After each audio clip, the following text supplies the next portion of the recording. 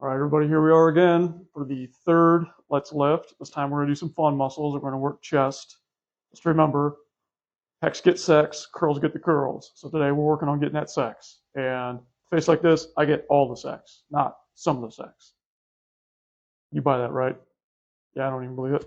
Okay, so like a lot of my lifts, don't do anything too crazy. I'm not going to start off with barbell bench press. We're not going to move a lot of weight. It's all about volume, volume, volume.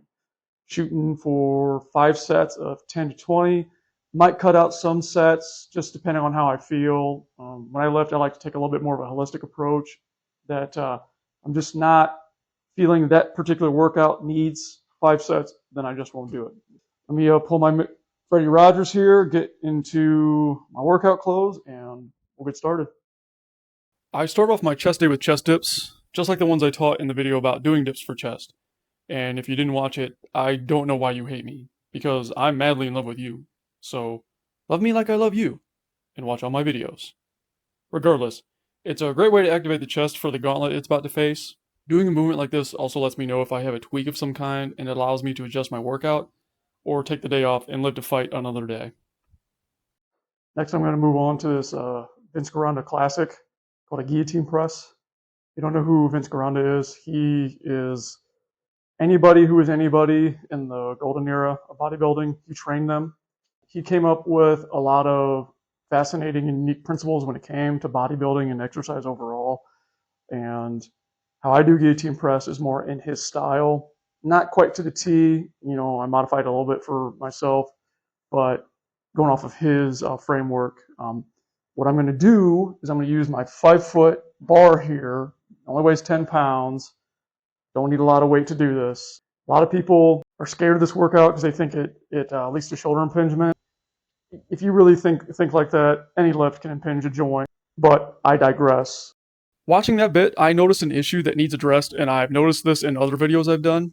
I've had 6 concussions in my life, and as a result, one of the long-lasting effects is that my speech can be affected, so sometimes my words sound mushed. It's not that I'm inarticulate by choice or laziness in my speech. It's literally brain damage, so bear with me on that.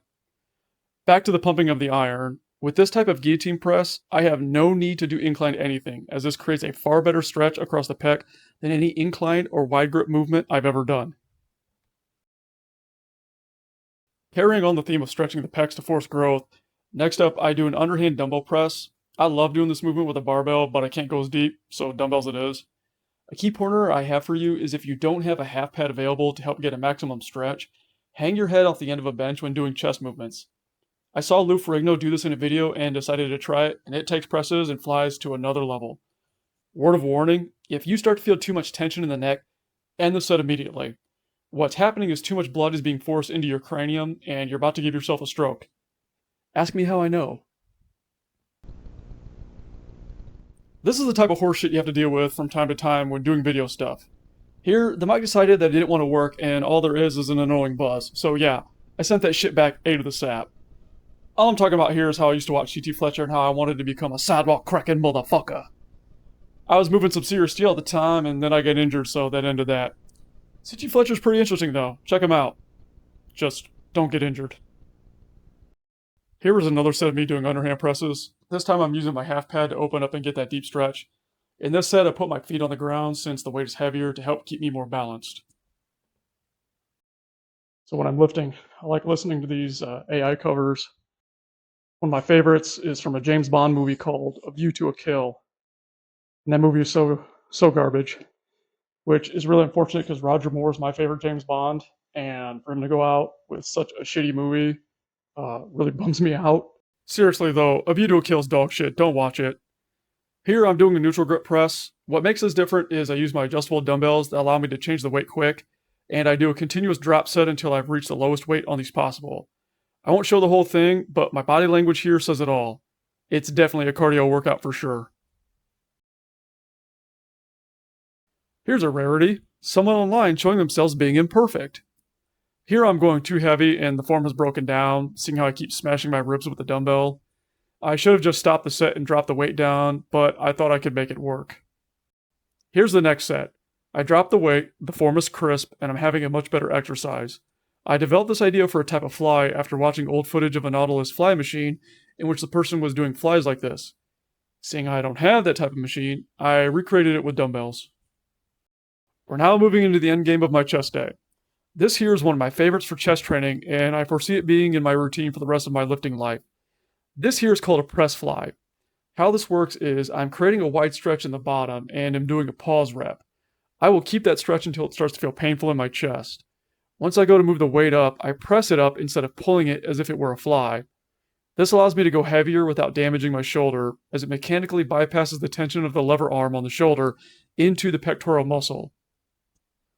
Damn, yo, that's some serious science. Final lift, friends. This here is the Mike Mentzer style bench press. I'm so cooked at this point, I'm only doing the bar to gauge where my fatigue is at.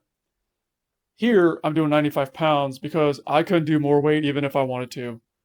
This is a great bench press alternative in that you move your hands in closer on the bar and try to push your elbows out to the side.